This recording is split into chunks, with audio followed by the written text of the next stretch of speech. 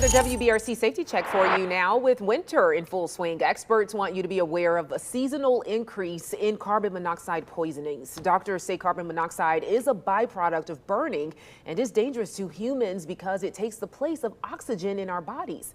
With furnaces, fireplaces, stoves, and more running with the windows closed this time of year, it can quickly fill up a room.